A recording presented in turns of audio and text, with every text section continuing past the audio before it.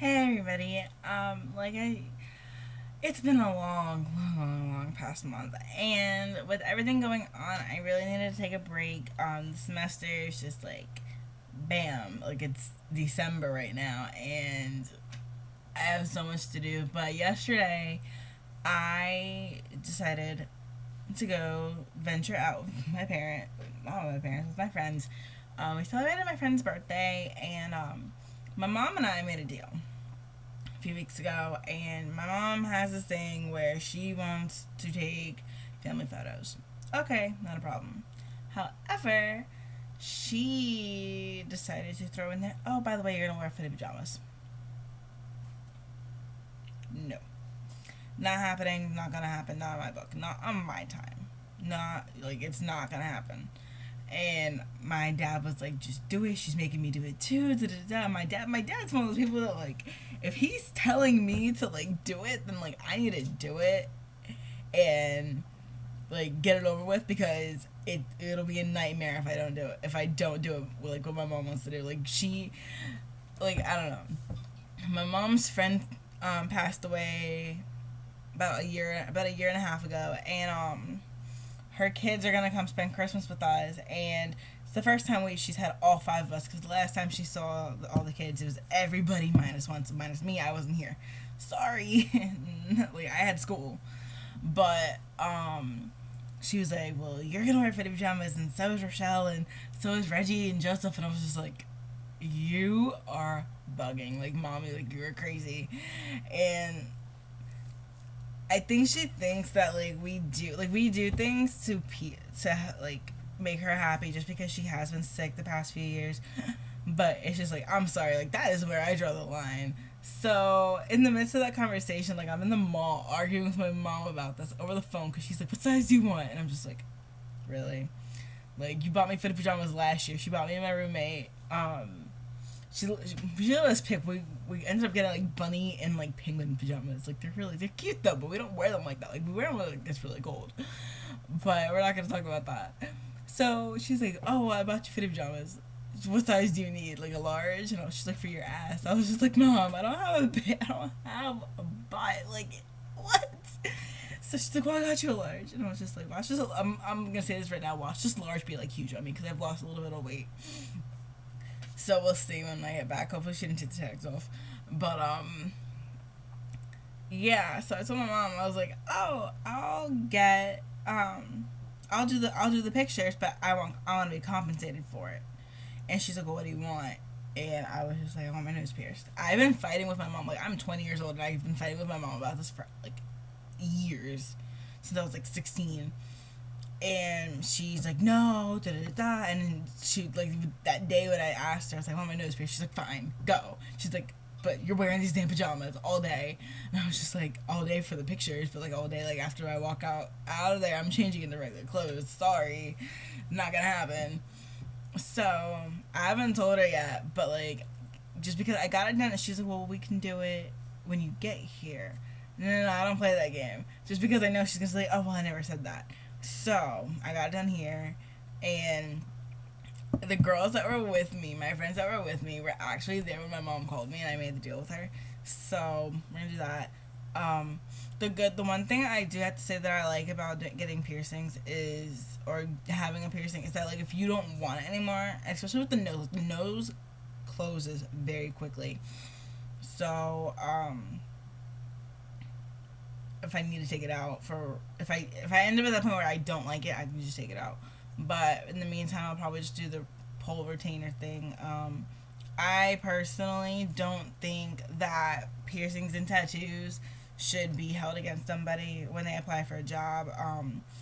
I've met people, I've met high ranking officers in the military and people here at school, and I'm like, "You have piercings or tattoos? Like, are you being serious?" I've been on internship interviews where, like, the person who interviewed me, my interviewer, had like piercings galore, and like I saw like three of his tattoos. Like, I don't know if it was just casual Friday. I just caught him on a day where he was like in cargo shorts and like sneakers or something. But I was just like, really? Like, and you telling me that I can't get a job because I have a tattoo or a piercing. Like, I think that's crazy. Like, you can't see my tattoos, but, like, I think the person, like, the average person, like, goes in that has tattoos and piercings. Like, that's crazy.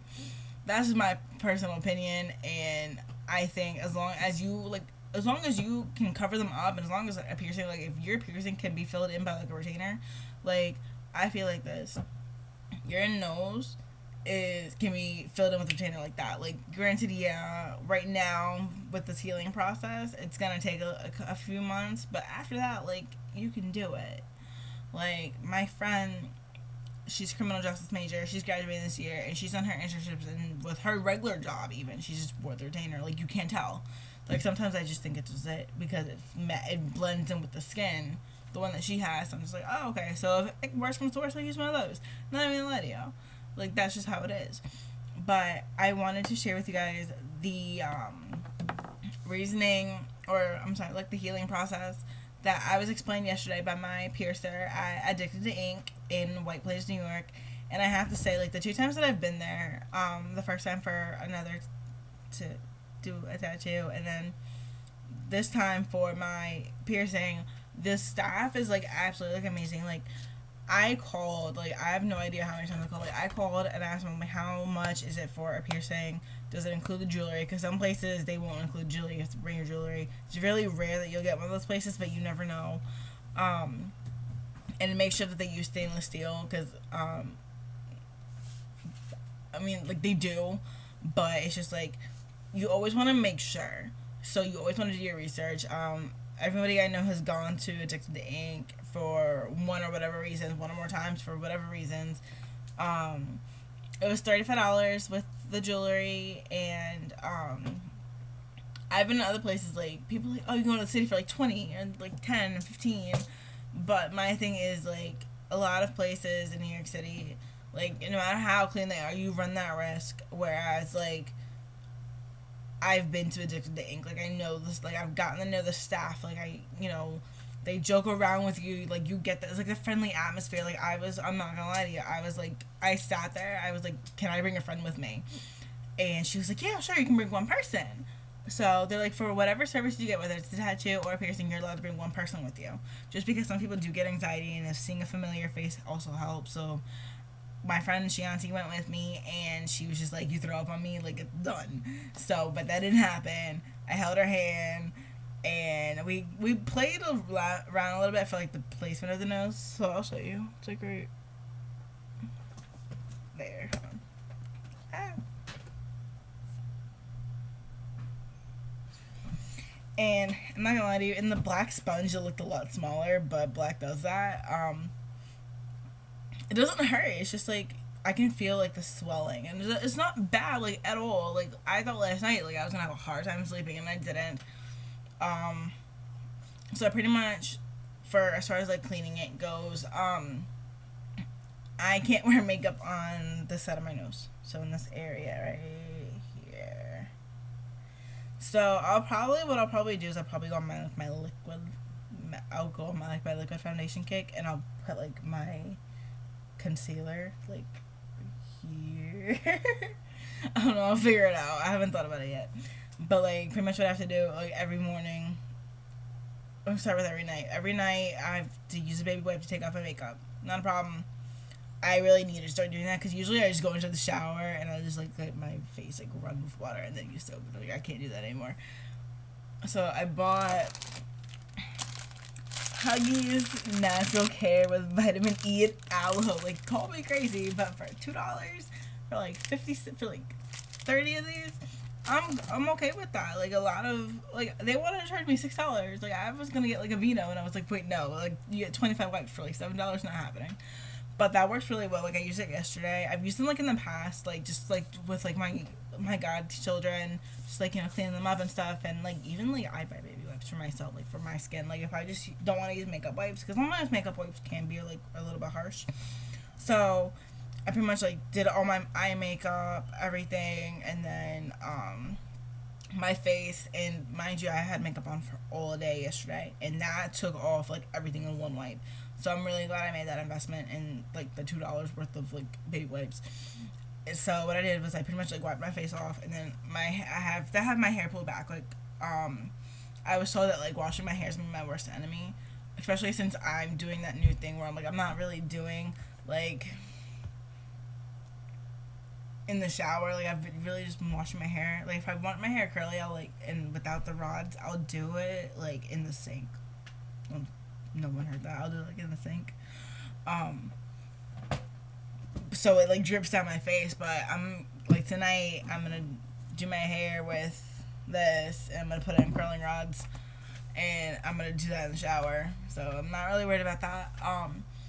So pretty much like when you're in the shower, you let the warm water, not hot. I usually take hot shower, so I wash my entire body first. Like I'm not even gonna lie to you, I wash my entire body first, and because I use hot shower for that, and then I turn the dial, made it a little bit warmer, let it hit my face. Like I'm not gonna lie to you guys, like when the water hit my nose, like that hurt a little bit. Like that hurt a little bit for the first like couple of seconds, but then I took like the antibacterial soap and I just dabbed it around. And you can't twist it, you can't rotate it, you can't spin it, nothing. Like just let it sit there. So I let it sit there for a couple of seconds and then I rinsed it off. When I got out of the shower, you're supposed to pat it with like a paper towel. But like I've had like 4 people tell me not to do that just because it's so like it adds more to the drying, and if the paper towel or the fibers get stuck, like it's gonna hurt and it can get infected. So I let it air dry. So then after I like went and I got dressed and everything, I take sea salt.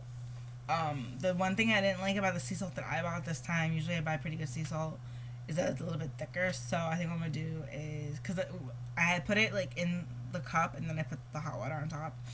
So I think I'm gonna try it another way later on, like tonight, is put the water in first and then put the sea salt, just because I want it to like disintegrate and I want it to dissolve. But what I did like is I took the Q-tip and just went around it just to get like I did have a little bit of bleeding, so I wanted to get all that out just to make sure it just didn't get infected. And then like this morning when I woke up, I pretty much like just wet my entire face all the way.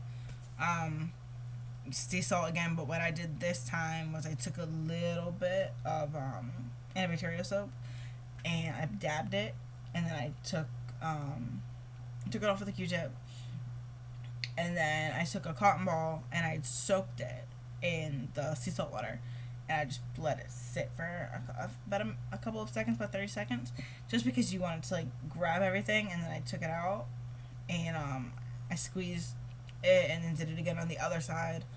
And then I used a Q-tip just to kind of get whatever crust and everything was like that. And even like inside the nose, just because it's a hole through your nose and you want to get the blood, that way it doesn't get infected as well either there.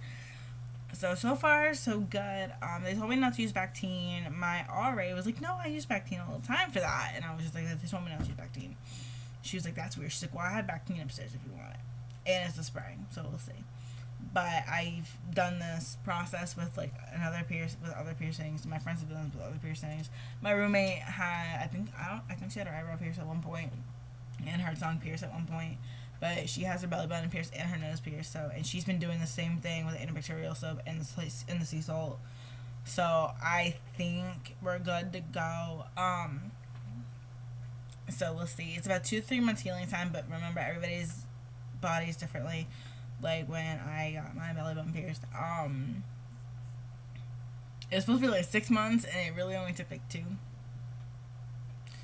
My body's like really weird when it comes to healing. My body's been through so much trauma that it heals faster. I don't know if that makes sense, but it does to me, I guess. But they're like no lotion, no perfume, no makeup, nothing on that side of your nose. So I was like, okay, whatever.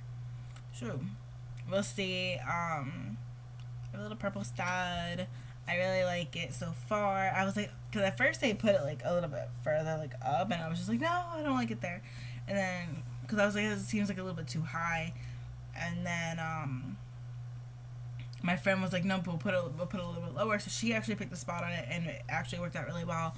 So, and because this is a bigger piece, I'd have to get a little bit used to it, because it did look smaller in the case, and this is obviously not small. So I have to get used to it, but hopefully with the change out that I use, it'll look a lot better. As far as like how big or how small it is and things like that. But like everything, it takes a lot of getting used to. Like a lot of people are like, oh no, I don't like it, but you have to get used to it.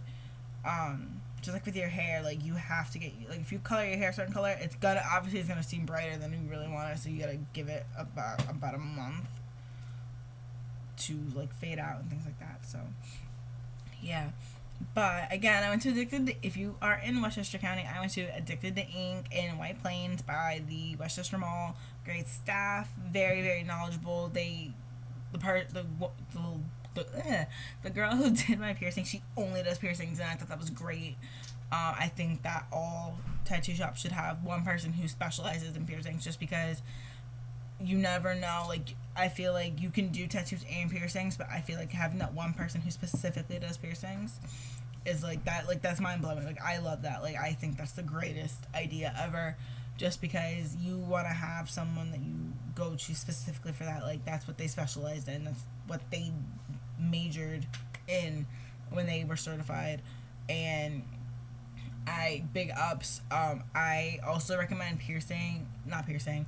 Wow, tattooing your not tattoo. I can't even talk today. Tipping your piercer and your tattoo artist if you go in. Like I felt really bad because we went out to eat and I gave the waiter like my big bill, not realizing I only had singles left. But I've always just tipped my piercer or tattoo artist. I just think that's the right thing to do. Like even when I get my hair done, like I might spend $200 doing my hair, but I will go and I'll give them like a $10 tip or $20 tip. It really just depends on how they were the service. Like I gave her like a $10 tip just because she was very knowledgeable. She was very she understood like that I was a little concerned, and then she let me make the changes. She told me like things ahead of time, and I really like that. You don't really find a lot of people like that. They're supposed to do that, but it's really rare to find someone that you can actually connect to. So once again, I hope you guys enjoy, and I will keep you guys updated. Have a great week.